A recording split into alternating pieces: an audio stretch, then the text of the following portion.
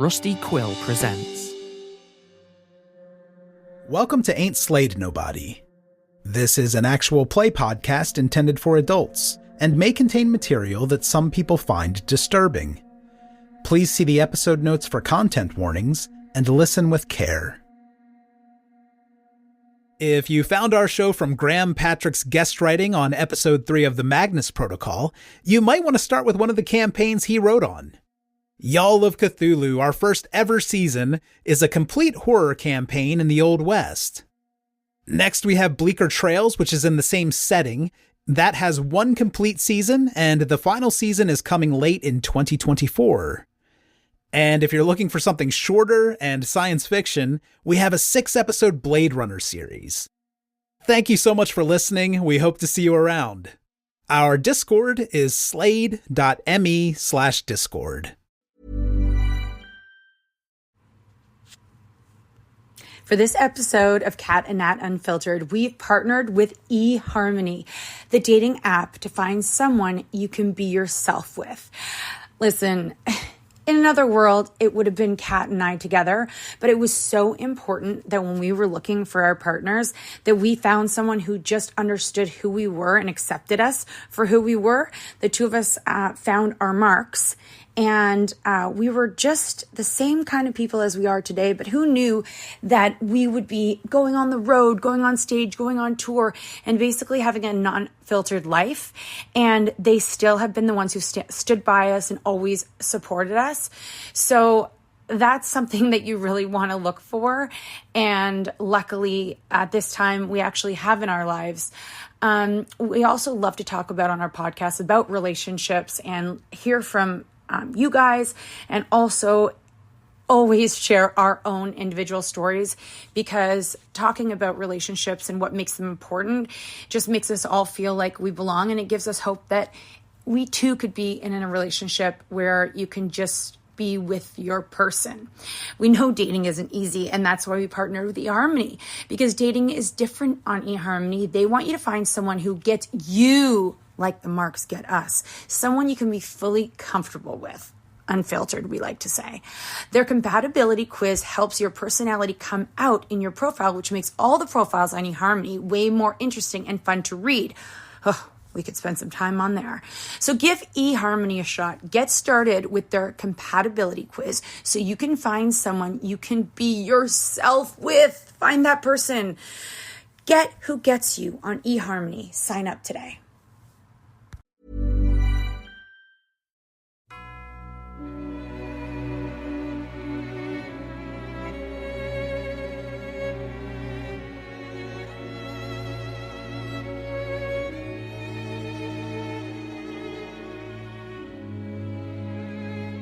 Buddy, the two individuals that were holding Sylvia's body prior to her expulsion are now waiting for you.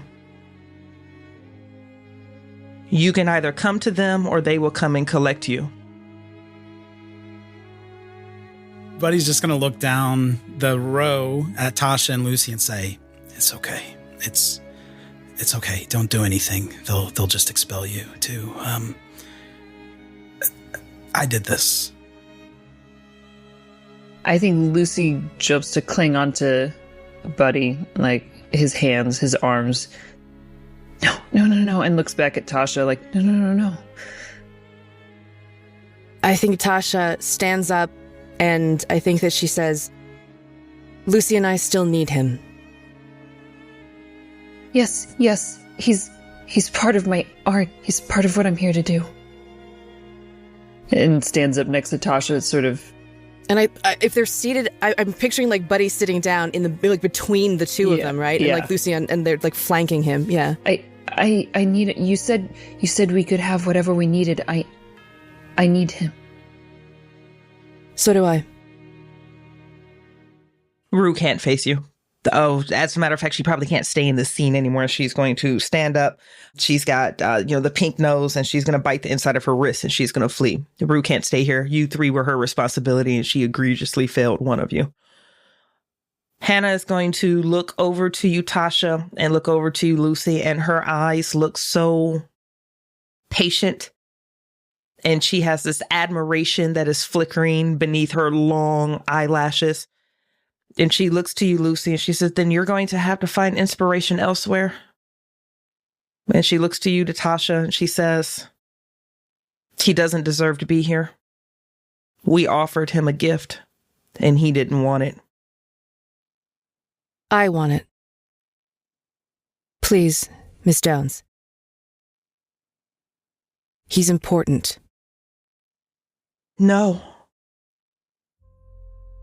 I think Buddy's gonna try to speak, but mostly through the tether. He doesn't exactly know how that works, but he's gonna, are they dragging him up to like the front of the fountain, the same area? They're on either side of you, Buddy, and they're getting ready to latch on. Okay. Are you going to fight? Are you going to make them drag you to the front? No, I think Buddy's worried that Lucy and Tosh are going to get pulled into this if he fights, so he's going to go willingly. And I think most of what he's trying to do when I said speaking through the tether is convince them that he's not worth saving. He's going to say, the only person I ever loved, the first person I ever loved, I let her die for money. So I think that it's right that I should die or be expelled or whatever this is for greed. It's how it should end for me. I deserve it. And, I don't think I'm the same person I was then, but I don't know that I'm any better either. But I know you two are, so you have to finish your work, finish your dream, whatever it is you're here to do. But don't die for me, because I couldn't even help somebody I loved. I think Lucy's right in front of you suddenly and is like head pressed against yours. We could run. We could run right now. Oh, I saw the fountain. We can't run. And through tears, she just kisses you one more time and steps back and can't look at you anymore. Seeing this, and then with the I deserve this energy kind of coming off of Buddy, all of the everything that Tasha's been locking down basically for her entire life just pulses out of her, through the tether, just through every pore of her skin. She's just this resounding, as any power that she has is just, it just comes out in this flat denial, just this no. And she stands up a little straighter. She looks at Ms. Downs again and she says, it was just the NDA. He didn't give up anything except that he wasn't supposed to give up anything. Surely he can have another chance.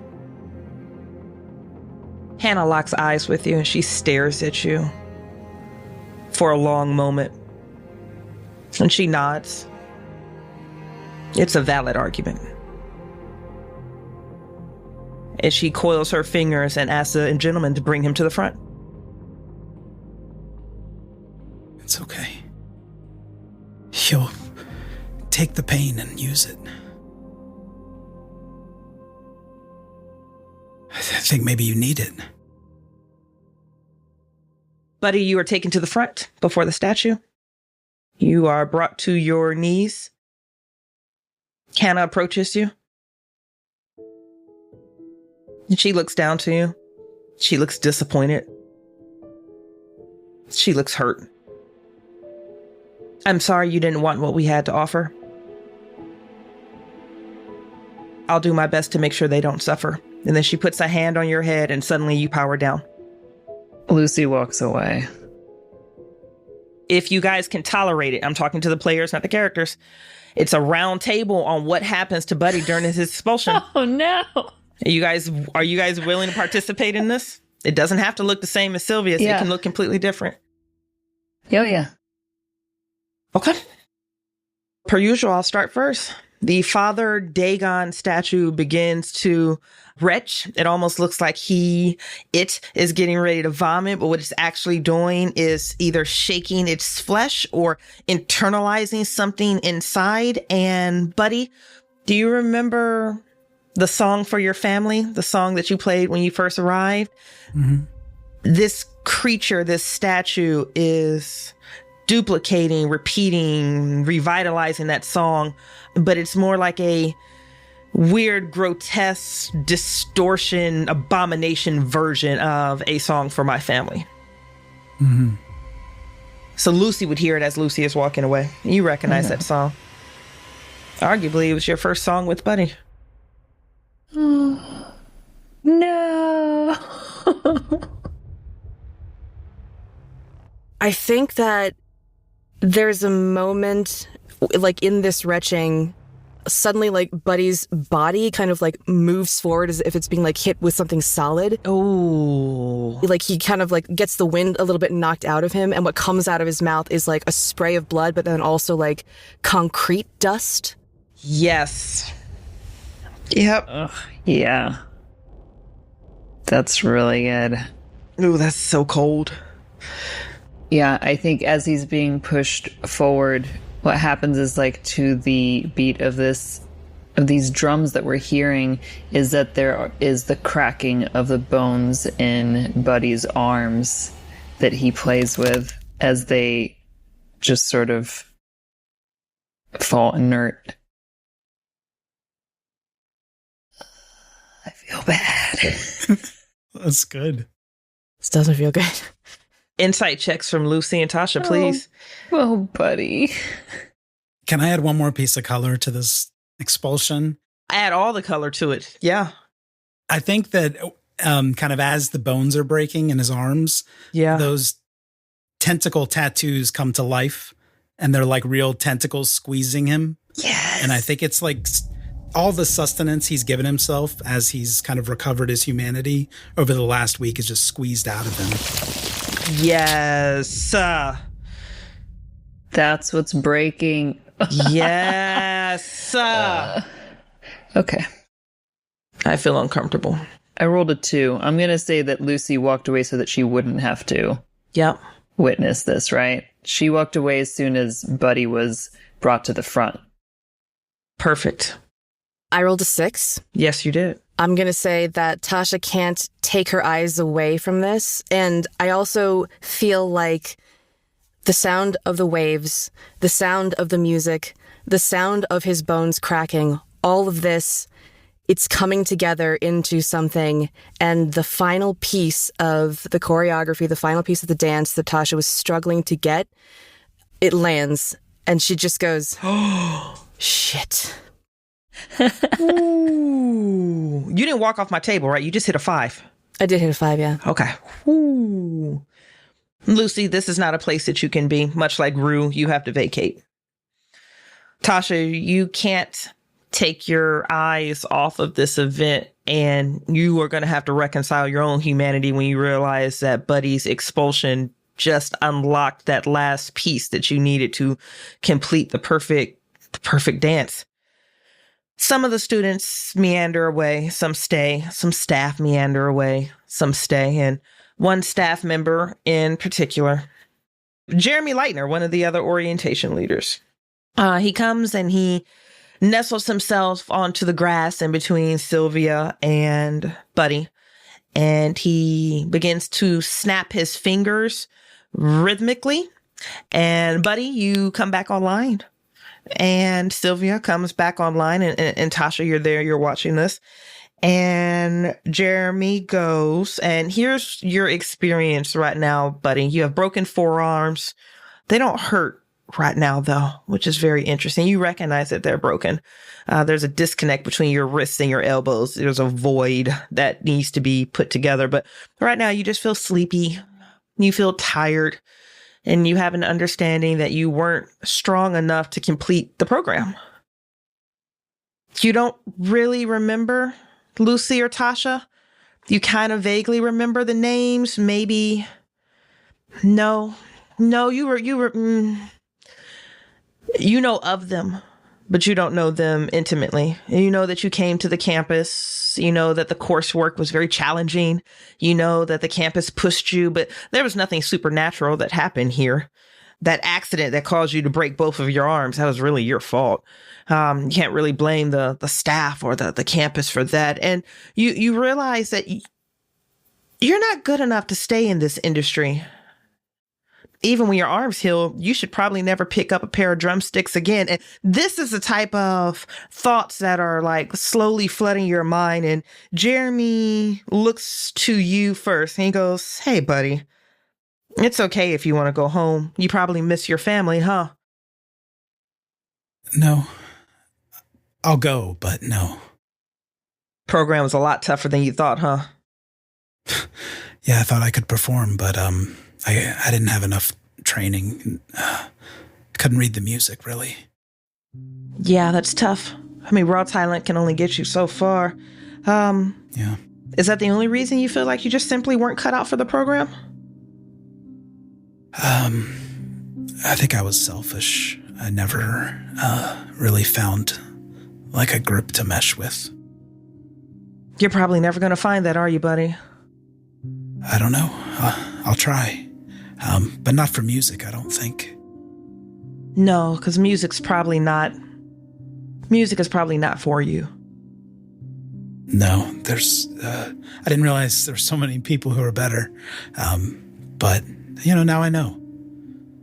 I don't have to waste my time. Nor ours. Sorry. It's okay. You gave it the best that you had. And we really appreciate that. Yeah, I was honest in the application. I really thought I could do it. I'm sorry I wasted so much of your money bringing me here and everything. It's okay. You were a scholarship. It's fine. I need you to go back to your cabin. I need you to pack everything up. Actually, and he stops and he looks over to Tasha. You'll probably be better off just going straight to the boat. We'll pack up your cabin and we'll get you back home to your family or wherever it is that you want to be. Yeah, you can just keep my stick bag here. I don't really need the reminder. No, you don't. Okay, can you stand? Yeah, he's trying, like, without his arms. It's tough, but I think he can get to his feet. Jeremy gets you to your feet and he motions over to another staff member. He's like, maybe before the boat, we should get his story and his arms bandaged. And there's a quick conversation and they nod. And I just want to do a very brief scene between Buddy and Tasha as Buddy has walked past Tasha. And Buddy, again, you know of her. Yeah. You just don't know her.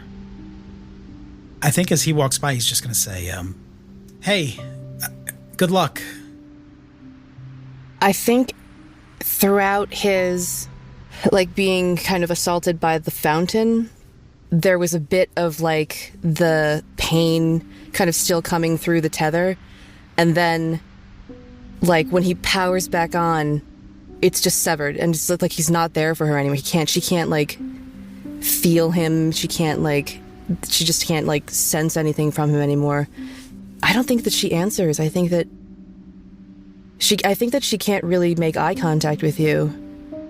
Maybe she just there's a small nod, but she's hurting more than she ever has. And Buddy has walked past you. The same line of quick questioning goes through with Sylvia once she quote unquote comes back online, and it's something similar. As she walks past you, Tasha, she smiles with this vacant sincerity, and she goes, "Wow, you're really pretty." Fuck off. And then she just walks away. Nice.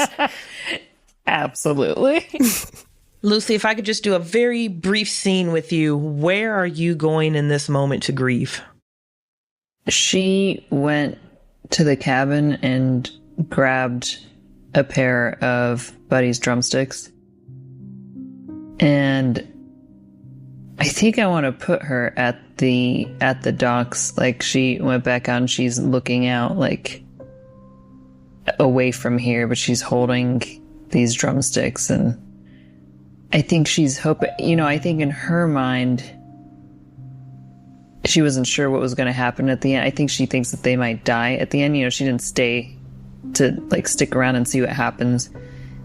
But I think there's this inkling of hope in her that well, maybe not, maybe they're okay. And I think she's just sitting at the end of the dock holding these drumsticks, waiting just in case. You're holding the drumsticks. It's still very early morning. The heat is just now starting to pick up. The sun is curling over the horizon. You can hear the flip-flap of wet footprints following behind you. They stop behind you, and then you can hear the crunching of boots. And if you look in your peripheral vision, or you even look over your shoulder, it's Rue. And in this moment, at the end of the docks here, Rue is crying. It doesn't look like she wanted to be alone, and you were the closest thing that she could connect to, even though you two aren't tethered. Your mother is with you, and she's grieving as if she's just lost something, but you can't see her or feel her as much as you just know she's there from just that wet, soggy, almost whistling inhalation of a lung that's full with water. And it's about that time when you go, maybe there's hope, that you feel that tether sever. And whatever happened, Buddy is gone.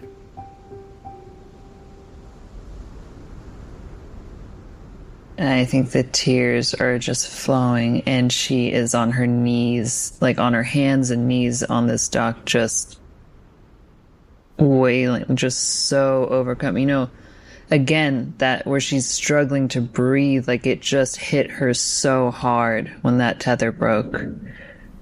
Yeah, and she's slamming her hands down with the drumsticks in them, and I think they probably break beneath her, and they're breaking and splintering, and she's just then hitting the dock, and she just has so much anger as well that's just pouring out of her at Rue's feet. And at some point, Rue is going to curl herself around you, and she's going to pull you in, and she's just going to tell you how sorry she is again and again and again. Why did you do this to us? We're just trying to help.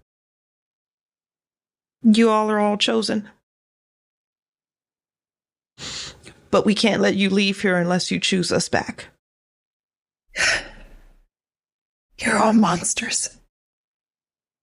We all are, sweetie. And she kisses the side of your head. And she just sort of, curls up there, pondering what Rue said. Cupp, are you satisfied with that death, or do we need to redo anything? Wait, death? I didn't die. I mean, you did to us. No, I think that just a tiny coda for Buddy. When he gets back to the city, he starts to have a lot of confusion regarding his memories of Amy, and it's just this other name, Lucy, that's kind of invading his thoughts, and he doesn't know why, but I think over time he actually believes her name was Lucy, and that he wasn't strong enough, and that it tortures him because he's so confused now about his actual childhood. And in terms of his life, I think he picks up odd jobs here and there, but what he really tries to do is put himself into dangerous situations so that he can save somebody, anybody. But he's having a really hard time finding that. He probably dies, honestly, trying to help somebody. Let's make it worse. Whoa. Hey. What the fuck? What if we get out of here alive? You don't know what we might do. Maybe we find you. You don't know. Oh my God. I mean, if you want to kill him, fine. Well, yeah. Fine. He was stabbed in a McDonald's, okay? No. What the? No. Ooh, by the way, Cupp, that really hurt. That hurt my whole soul right there. That was The Amy Lucy overlap. Oh, God, that hurt. Heartbreaking. Yeah. That got underneath my fingernails. The next 2 weeks. Oh my God, right. We still have most of this fucking program to get through. So for where we are now, we're going to just montage the next couple weeks with you guys interacting with the program, with your staff, with your individual instructors, with your studio, with yourselves, with your trauma, with your grief. So from both of you, let me get your human and your occupation die. Let's see how you guys do for the next 2 weeks. Nah. So let's start with Tasha. Tasha, you hit a 4 on your human and a 4 on your occupation. This is human competency. It's not your best work, but it's more than satisfactory. And Buddy's gone. She's incredibly focused. She's both focused on the work and she's focused on Lucy, but she also wants to be careful because she can feel herself on the edge of something. She can feel herself, and she's not sure what, so she doesn't want to risk falling and like getting either expelled because she can't produce or because she missteps in some other way. So she's just like in every single way with Lucy, with any of the other interactions with people, with her work, she's just trying to stay on course. Okay. Lucy, let's cycle back to you and then I'm going to toggle one more time. You hit a 1 on your human and a 2 on your occupation. Someone is not doing well. Someone is not doing well. And I think that looks like... I think she is listless as she moves through all of these each day activities. She goes and she does it. She shows up, she eats, she goes, and she is in her studio doing nothing when she is there. And she comes out and all she hears is, "You can't leave until you choose us back." And she realizes, I have used everyone as a material, and now I am their material. This is what I deserve. Now it's my turn to just be a tool. And she just sort of lets herself kind of float through those 2 weeks without kind of giving her own mind to it. She's just completely detached, completely disassociating, we can say. I think she doesn't go back into the rooms when she sleeps. I don't think she can sleep in those rooms. She stays in the common area in the middle, or even in the hallway, whatever, whenever she's sleeping. And she just sort of doesn't acknowledge that Buddy was there. Yeah, she's just floating through, and she is, in conversation, not herself as well. If Tasha tries to connect with her, it's like connecting with a blank canvas. And I feel like that becomes very clear very quickly. And so Tasha is just ushering her to the dining hall, putting food in front of her, making sure she eats.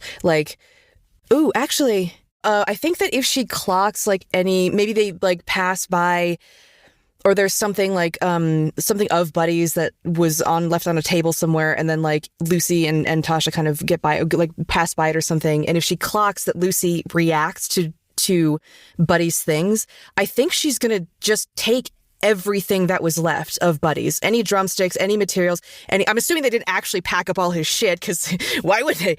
Just take all of this stuff, and she's going to get rid of, she's going to destroy it. I would love it. This could be a destroying the evidence move, but this is so heartbreaking. I'm going to allow it because this hurts. Oh my gosh. Okay, let's see if it pays off. It does. I rolled a 2. I just want to know how you destroy it. I feel like my first instinct was she probably thinks, okay, I'm going to burn all this stuff. But then I think that the draw of the water and everything, I don't know how deep that fountain is, but I think that she dumps it in the fountain. She just kind of fully throws it in there. And there's like an air of like if you fucking wanted him, then take it all. I presume that you do this without Lucy noticing, like away from. I think this is going to be like she like sets Lucy down on the sofa so she can sleep at night. She kind of like tucks her in a little bit, and then like in just like darkness, she's just like so mad, and she's just got all this stuff, and she does it by herself. Yeah, when no one is around. You discard whatever remnants of Buddy that you find in your cabin. So sad. And you surrender it to the fountain. There's no reason to look back. You don't see his things there the next day. And there's just this chilled understanding between both you and the fountain. And as much as you, Tasha, may not want to accept this, and as much as you, Tasha, may not want to hear this, that fountain is grieving the loss of Buddy too. It wanted Buddy to stay. And that's the thing. Like, so her mother never missed an opportunity to twist the knife. So when that kind of like comes to her, that feeling from the fountain, I think that she pushes it like right back in its face and is like, yes, you wasted. You didn't have to do that. You made a mistake. You fucked it up. He was talented. He could have been something great, and you wasted it over something as stupid and trivial and terrestrial as a fucking NDA. Flawless. The next 2 weeks are a blur for you, Lucy, and the next 2 weeks, Tasha, are you just desperately holding on to not only your own choreography, your own studies, your own self-care, but basically carrying Lucy through all of this. There are a couple more expulsions. They're mandatory in attendance. You suffer through them the best that you can, or maybe you're so disassociated that you don't really notice, but several students are sent home for various offenses. One was attacking another student with every intent of malicious harm. Another one that Marisol Priest got to, and you didn't really quite understand what happened to Zhang Li. No one is talking about it, but 3 more expulsions happened. They're sent home. And then there's just a couple dozen of you guys left to walk into your final audition, what they've been grooming you for this entire program. During each of the expulsion ceremonies, I think that Tasha takes Lucy to the back again and kind of like tries to position herself and is just talking to her through the entire ceremony, like not listening. And I think that she's just like describing the vision that she has for this, like for her dance, for her final piece. Oh, I love that. And she's just like constantly just trying to like drown out all of the ceremony for Lucy as much as she can. Lucy just listens, but she almost never answers. She'll like nod, and like she'll look at Tasha every now and then, but she's nodding, but it's like that middle distance stare. The last like ceremony that they go through before the final bit, I think that like she's fully described it, like she's just sitting there, and then she's just talking to Lucy, and I don't know what to call it. You're so good with naming your pieces, Lucy. What should I call it?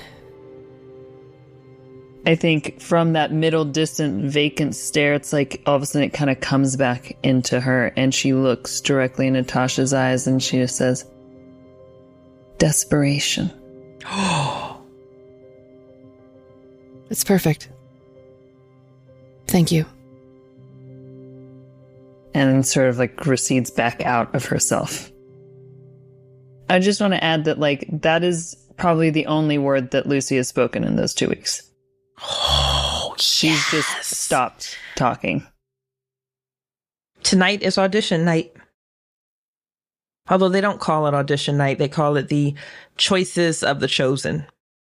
Oh, great. It's some type of ceremony, that it's scheduled, slated to occur as the sun sets.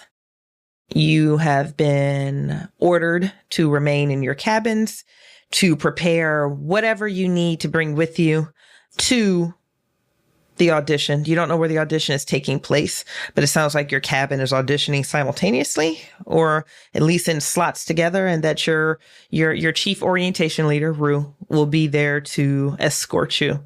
So my question is, this is summer on the East Coast. The sun is probably going to set somewhere between 8:30, 9 o'clock. So around 7, as you all are preparing or not preparing, I am curious, what are you wearing to your final audition, and what are you bringing with you? Lucy is just bringing a chair, and she's wearing just sort of a baggy old t-shirt and jeans. Yeah. Very casual attire. In a dissociated state, that makes so much sense too. Tosh is wearing the kind of pristine dancer's clothes that she wore when she arrived. Yeah. I think that if you will kind of allow this, I think she has done some pre-work at the amphitheater. Okay. And everything that she needs is already there. Okay. I 100% allow it. Rue shows up to your doorstep 20 minutes or so before sunset. Good evening, ladies. Are you ready? Nod from Tasha. Same with Lucy. She nods. Okay. Let's go. And Rue leads you all across campus. There's a quiet over everything. Even the water sounds quiet. That's weird. And you all are led to the amphitheater. Now, Tasha, I'm going to tee this back to you. Because Rue is not leading you to the stage of the amphitheater, which we didn't do much with the amphitheater in the course of the game, but you guys have been there multiple times. You've possibly performed there over the course of the last few weeks. The acoustics on this amphitheater are very curious because the stage is facing the water with the rows moving the opposite direction. So when you're performing, it looks like you're performing towards the water, not necessarily inward, to the audience where the acoustics would make more sense. But Tasha, the reason I'm specifying this to you is she's not leading you to the stage of the amphitheater. She's leading you behind the amphitheater to a flush locked metal door that says maintenance. She unlocks this door with every intention of leading you all down a flight of stairs that leads beneath the amphitheater. Where are we going, Rue? To the final audition. Why are we not going to the stage? I never told you it'd be at the stage, sweetie. Rue, you've already failed one of us. Can't you just tell us something before we go up there? That cuts through her viscerally because she loved Buddy and Buddy was her fuck up. And this is again, Tasha knows. She knows what she's doing. Yeah, right? There's a stage beneath the water. You won't just be performing for the staff. You'll be performing for those who watch from the sea. Thank you. Then she nods. And she almost defaults to that deference posed to you again. So if there's anything that you did bring to the outside of the amphitheater, she is going to give you a moment to run and go grab it if you want it before she takes you beneath it. I just need to...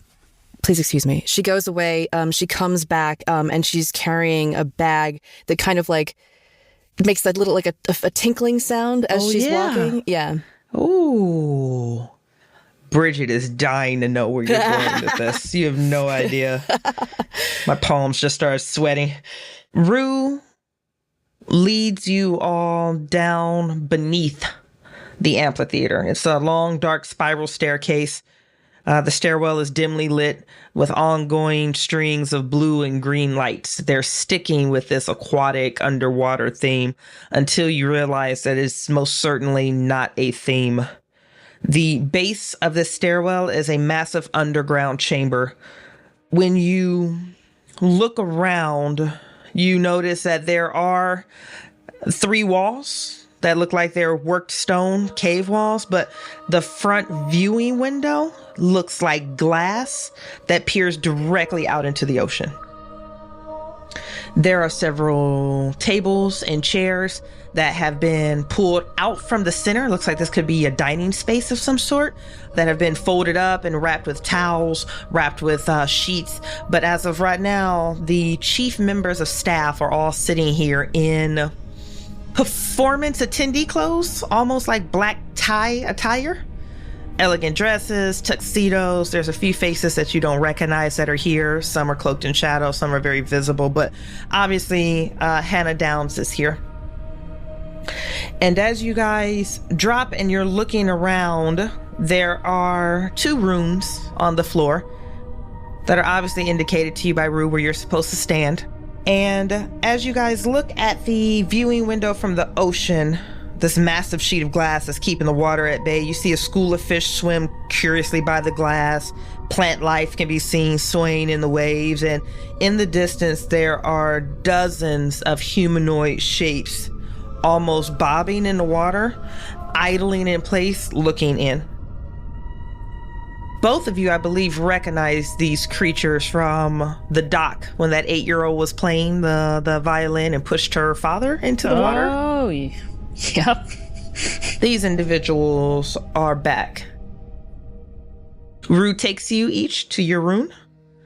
And starting with Lucy, what does your rune say? What Rillian symbol is carved deep into the stone here beneath your feet? Lucy's says love. Oh, I don't like it. I don't like it. Josephine, I don't like it. And you're making me tolerate it. You did this to us. Yeah, you know. You're not all innocent. I don't feel warm and fuzzy anymore. Okay. Tasha, you're escorted to your rune, carved into the literal stone beneath your feet. What does your Rillian rune say? I think it says desperation. Like the last word that Lucy has spoken to her. This is amazing. Hannah walks up to you, Tasha, in her fine evening gown. She looks to you in the face and she makes sure that you're positioned perfectly on top of desperation. And she looks to you in your face and she doesn't physically touch you, but she does like the brush off your shoulders, the affectionate, wipe down on the side, but she's never actually touching you. Her fingertips curl under where your elbows are placed. Again, she's not making contact as much as she's making an outward gesture of affection. Do you have everything that you need? Desperation? I think so, yes. And she nods and she steps over to Lucy. And it's the exact same thing. She does the head over your crown, the fingers crossing over your shoulders, down your arms, under your elbow, but she's never making physical contact with you. Then she looks to you with a patient face and she says, do you have everything that you need? Love. Lucy just nods. Program director Hannah Downs turns around and she snaps her fingers. A door is heard closing somewhere in the darkness. There are 2 individuals coming towards you. They are dragging with them Marisol Priest. This isn't a student. This is that woman from Elevated Arts. This is who Buddy sent the NDA to. This is who Sylvia was working for. Somehow they've managed to get her from the mainland and onto this island. Aside from a minor bruise on her left cheek, she looks relatively uninjured. However, she is gagged, handcuffed, and brought down onto her knees before Hannah Downs. She looks to the 2 of you and she says, welcome to your final audition, students. We are expecting great things from each of you. You have experienced heartbreak. You have experienced loss. However, if you show your dedication now, I can promise you the rewards will be well worth it. We ask one simple thing of you.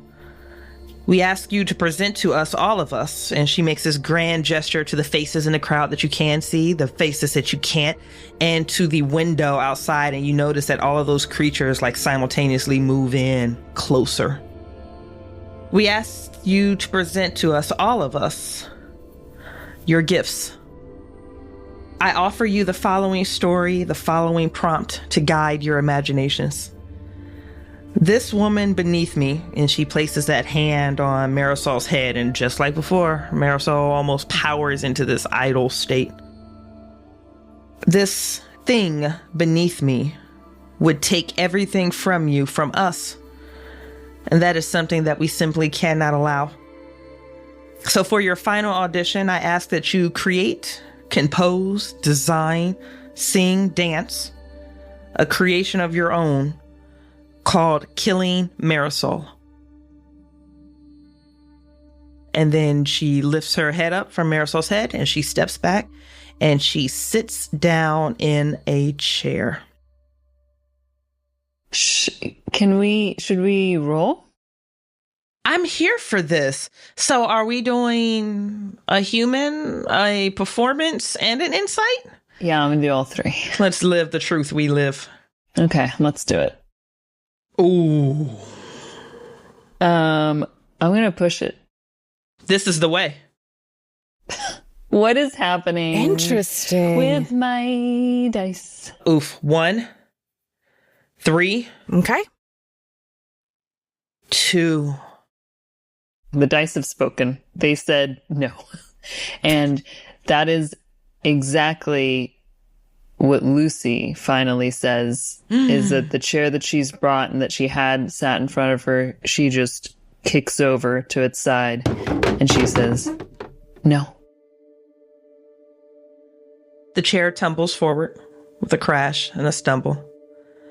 That no cuts like a hot knife through butter, Lucy. I mean, it's a sweeping moment with you, who they thought they were going to lose over the last 2 weeks, speaks her second word, and it's no. It's a word of defiance. It's a word of strength. But more importantly, it's a word of rejection. 2 hands slam onto the glass outside of the viewing aquarium, and you know she's there before you even cut your eyes. But there's something different about her. There's something different about her. There's webbing between her fingers. Her skin is half coated in scales. She has gills that are cut deep inside of her throat. And you have to wonder, did she commit suicide or did she simply go home? Yeah. And I think Lucy looks at her and says, "You were never my mother." There's a flicker of anger in your mother's squid-like eyes. She throws both of her fists loudly against the glass, and with a flip of her tail, she flips down and flips out of view of the viewing window. Oh, wow. And Hannah looks to you. She extends a hand to you and she curls her fingers forward. And she says, "It's okay, darling. Come, sit next to me." I think Lucy looks back to Tasha before going with Hannah, and in a look of like, are you going to be okay? Or You get a nod back. and so Lucy follows Hannah and sits next to her, I guess. Hannah looks over to you. She gives you a weak smile. It'll be over soon. I'm sorry that you didn't choose us. We did the best we could. Lucy doesn't say anything anymore. Tasha, you have an assignment ahead of you. You have a dance to compose, to construct, to build, to choreograph. And it needs to be titled Killing Marisol, who is kneeling directly before you, gagged and bound. Oh my God. Okay, so going to roll first because I want to. Mm-hmm. So I rolled a 4 on human, a 6 on performance, and a 2 on insight. There we go. This is the way? Great. Amazing.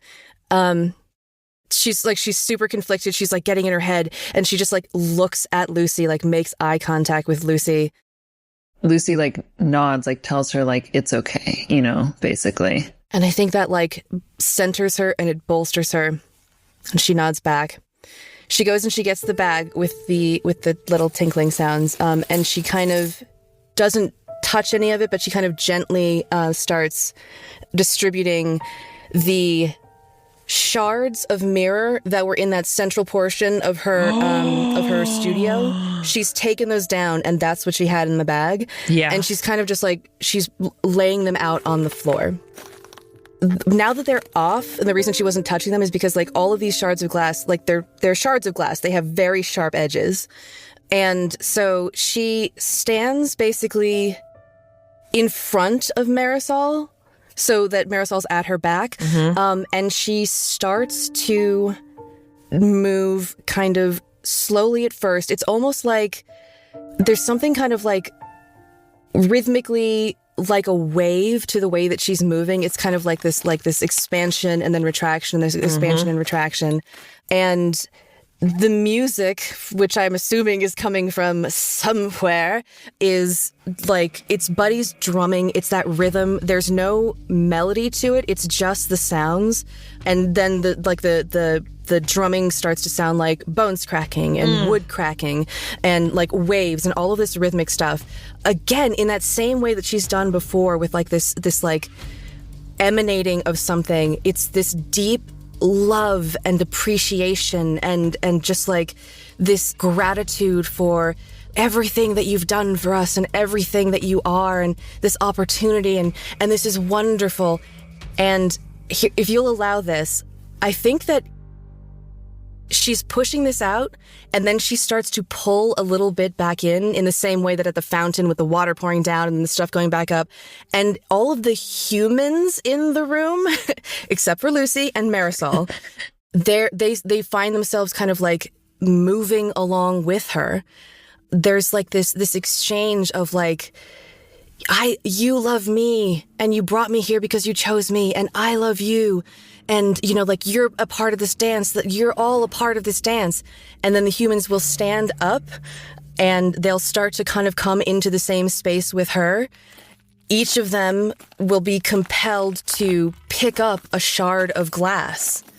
Tasha eventually, once they're all kind of like moving in unison, she'll pick up a shard of glass as well. She'll go over to the rune that was Desperation on the ground. Mm-hmm. And then like she'll slice open her hand like she did previously, and she'll, over the top of that rune, she'll draw another rune, and it's like the rune for hope. And then she'll just kind of she'll kneel down. Everybody is caught up in her intention, and so all of the people are now dancing around her. They each have a shard of glass in their hand, and she reaches out through her tether to Lucy. And it's just pure love, and it's pure affection, and she puts forth that love, and she's like, for you, this is for you. And then she allows all of the humans to experience the love they feel for her. And then in like the culmination of this, the final intention that she has is, you destroy the things that you love. And all of the people with the shards of glass, they each stab into Tasha, and they start to open her up and like rip her open. Just this, like it becomes very clear that the thing is like, you wanted me, and you did it in a way that was wrong, and so you have done this. You get nothing. Oh my God, Lucy, I need an immediate insight check, please. Yes, absolutely. Sorry. Are you kidding? And Lucy's just like, oh, she has a plan. And feeling the love, hope, survive. Oh, she must have a plan. You know, like internally getting that feeling, not what Lucy thought was about to happen. Somehow my insight doesn't go up. Oh man, how, why, what? From what I understand, Lucy, you're the only person sitting in a chair. Thank goodness you're disassociating at this moment, maybe or maybe not. I'm not really quite sure how I feel about my life at this particular moment, but you look up and Marisol has been carved at your feet. She's still bound in her handcuffs. She's still gagged. Her eyes are unblinking, staring at the ceiling. The entire faculty that was in attendance right now is covered in blood, some of their own from picking up these sharp glass shards, but most of it from Tasha's. Tasha denied them everything that they wanted by killing herself in front of you, and you feel her tether just... Right up until the moment that the tether broke, she felt that rush of love from Tasha. And it was pure love, and she knows that she did it with that intention and to save Lucy from having to do anything herself. I think Lucy gets up from the chair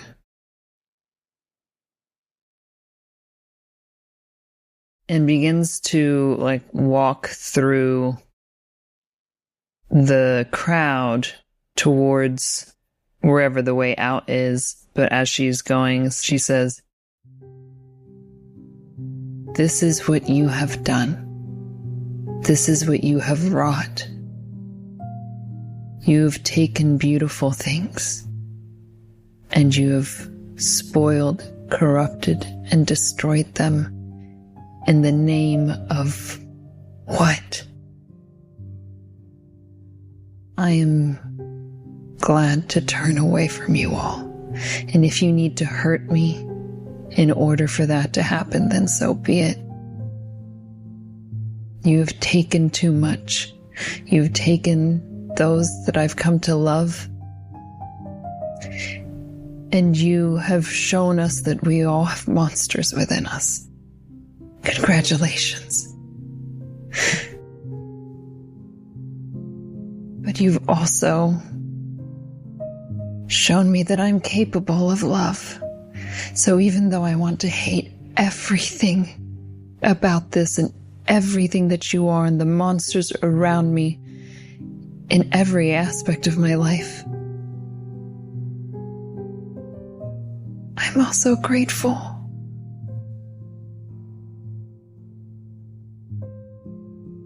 Thank you for my time here.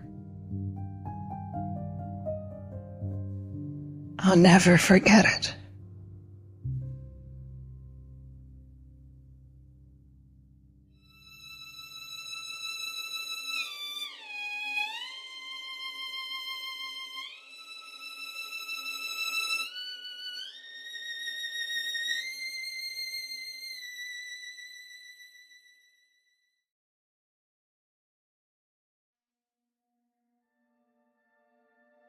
Thank you for listening to Ain't Slayed Nobody. For ad-free episodes, lots of bonus content, and special programming, please join our wolf pack at patreon.com/ain'tslayed, or subscribe to Ain't Slayed Nobody Plus at Apple Podcasts.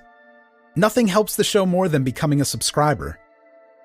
See our show notes for full credits, and help us grow by posting friendly reviews and spreading the word to your friends and followers. Thank you, and good luck out there.